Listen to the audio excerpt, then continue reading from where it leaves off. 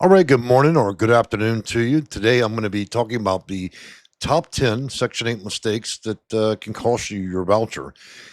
First, I want to tell you that this is not on the basis of using AI or Google. This is on the basis of working at the federal level for nearly 26 years and working tens of thousands of cases over that career. I've come up with my own list of things that I've seen most frequently happen with the clients that may be utilizing the federal system or a housing voucher. So I'm going to bring in some notes. That way you guys can check in the description as well as the comment section to go over that list again if I talk too quickly or you have a learning disability. So without no further ado, let me bring in the list and we'll take a look. So first up, not reporting income changes on time. This is one of these topics where a lot of people believe they can just report once a year. Look, your HAP contract, that's the contract you sign in agreement between your PHA or public housing authority and the property you rent, suggests that anytime you're making any money, meaning any money going to that bank account, means that you need to report that income, even if you don't believe that you need to report it. To avert issues where the housing authority may screw up and believe it's income, you should still talk with them and let them know you have that. There are roughly 13 pages at the federal level that will talk about both income and assets. And therefore, this is to help prevent problems even when you don't even necessarily need to report. So, reporting new jobs, raises, unemployment, benefits, child support, self employment income, and other changes according to your housing authority's written reporting policy. Never assume a change doesn't count. And again, don't ever. So, I always advise roughly a couple of days after you know these changes are going to happen, then let them know. If you have a job where income's going up and down all the time, then make it a normal process for you to do reporting, at least by email, once a month so you have a material record. Calling these people and sitting in the office is not a material record, okay? Number two, allowing unapproved people live in the unit.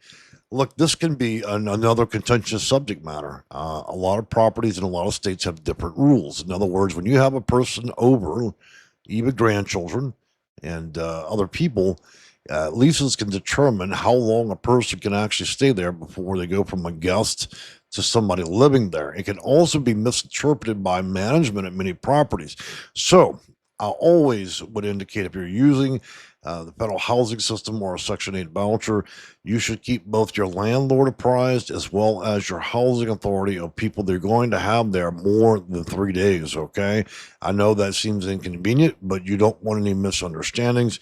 And obviously, if you're going to have somebody there longer than what the lease allows, which in most cases is having somebody be a guest in your home more than a week or two, then you certainly want to report that.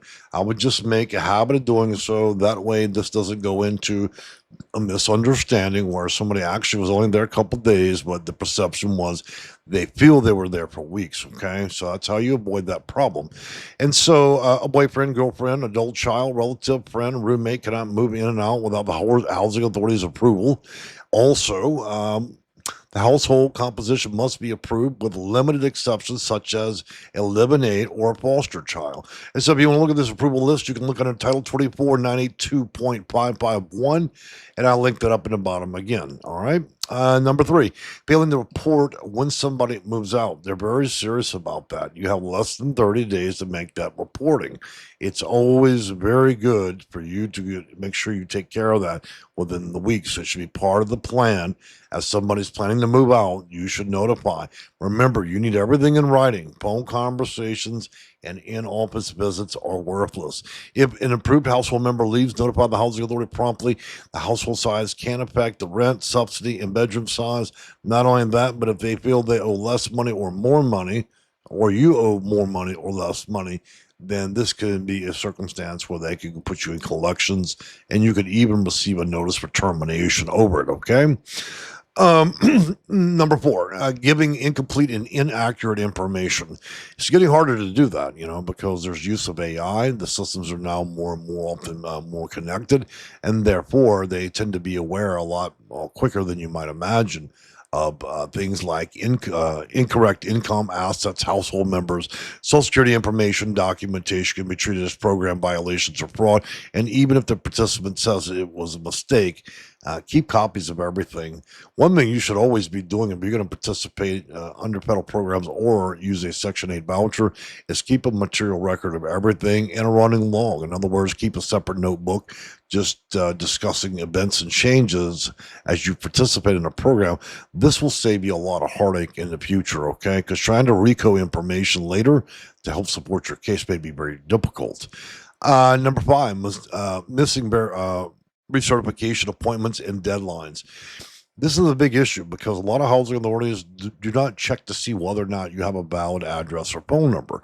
And so they'll use whatever method you have on file. And if you fail to respond to that, then it's a big issue.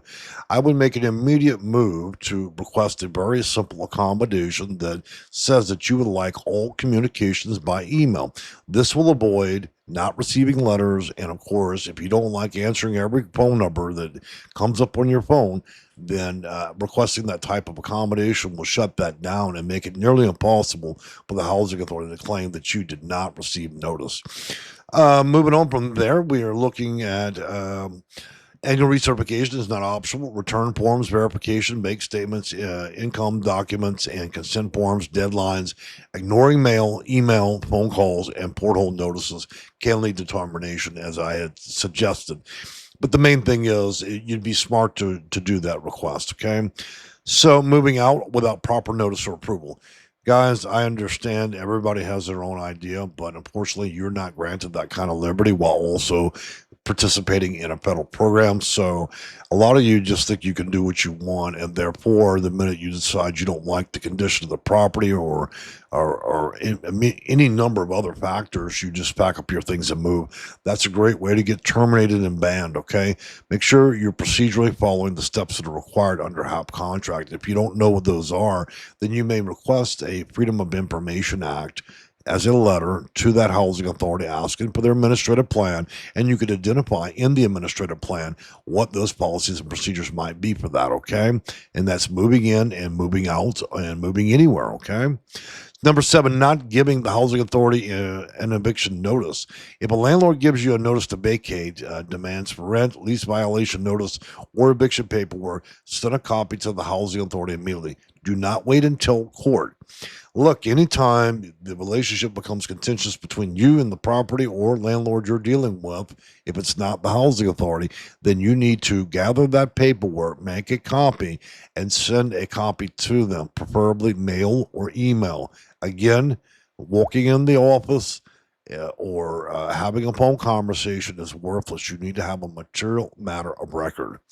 Number eight, serious and repeat lease violations, unpaid tenant rent, unauthorized pets, property damage, nuisance complaints, repeated noise issues, or other lease violations can put your tenancy and assistance at risk. A housing authority must terminate assistance when a family is evicted from assisted housing for a lease violation under Title 24 Code of Federal Regulation 982.552. I would take a look at that. Actually, the most serious offenders, this is another difficult one because there are two things that I see most. One, people having guests over and thinking they're not responsible. So if the car pulls in the parking lot and it's going boom, boom, boom, then you're still responsible for your tenant's activity as they walk to your door. They're bringing trouble to you. How they conduct their business in your property, both inside and outside, can also cause an eviction. Outside of that, there are other issues. There are people that actually do violate leases by creating problems on a property. And then there's retaliatory actions when a landlord is simply trying to harass you, okay? Those circumstances each warrant a different methodology and how you deal with it, okay? But just keep in mind, serious or repeat lease violations, if you let them go unanswered and you do that over greater than a year, it's going to be really hard to fight that. Do not accept something without fighting it, okay? Anytime you get a lease violation or even a verbal notification, you should automatically react to that. So you have a defensive position. Do not simply accept that and then allow it to go into the record without being challenged, okay? Number nine, failing inspections because the tenant caused conditions. There's a lot of circumstances where that may happen. Sometimes it's more on the tenant side, and sometimes it's more on the landlord side for poor living conditions, and other times you've got people that are hoarding or other issues where there may be pest control problems. Those things need to be sorted out. But participants must allow reasonable inspections and correct tenant responsibility in health or safety issues, dealing with damage, blocked exits, utilities shut off, unsanitary conditions, and or denied access can become a voucher problem. You can take a look at further what those might be under Title 24, Code of Federal Regulation 982.551. One thing I'm going to tell you guys with the inspection thing, the biggest issue here is a lot of you are under the belief that you can simply dictate when and how the housing authority's inspector can visit. They're not going to play with you, okay? You think that it's inconvenient. They're at your door knocking. If they gave you fair notice and for some reason you decide, well, this is just not a good time, that is a terrible move. Okay, that's the fastest way to get yourself in a termination and then an eviction. Okay, this is not about you. It is not a request. When they give you notice, you need to make your ass available. Okay, I'm serious. If you don't, then the consequences become dire. After about the second attempt with fair notice, you're going to get terminated over that. Okay, they do not care how you think you're going to run things because in the end, as long as they're the ones approving that voucher or your housing for you, they're the ones running it. Okay, as long as they give fair notice. Number 10, subleasing fraud, duplicate assistance, and criminal activity. I can tell you that with that, that's the fastest of all things that will get you out of a property. Do not sublease the unit or rooms. Use the unit as someone else's address. Collect assistance for a unit you do not live in. Receive duplicate assistance. Have people over or otherwise drug-related or criminal activity, violent activity, or conduct threats to others. In my opinion, looking at all cases, one thing that many of you get tricked into is friends and family wanting to use your address. Do not allow anybody to use your address because they could be filing for benefits, including food stamps, TAMP benefits, and other things under your address, which would complicate your case. Do not allow anybody to use your address. If you receive somebody else's mail in your box and is especially indicating they're filing for federal or state programs, you need to make sure that you're taking that letter and returning it to sender, okay? Because it can mess you up. Number two, when it comes to this, second biggest thing is the company we keep, whether it's a grandchild, a child, a friend, a relative, whatever it may be. You need to make sure they're on their best behavior there. You are absolutely responsible for them the minute they pull in the driveway, all their activities. You can get put out over that, okay? So you need to make sure that whoever is going to be coming to your home is acting in a respectful way and following all policies for the property and not violating anything that would cause you to get a lease violation or termination. So watch your company, watch who you're having there, and watch who your children are bringing over, okay? Because these things can create problems for you, and it's exceptionally hard to unwind that because they're not going to understand that you weren't the one.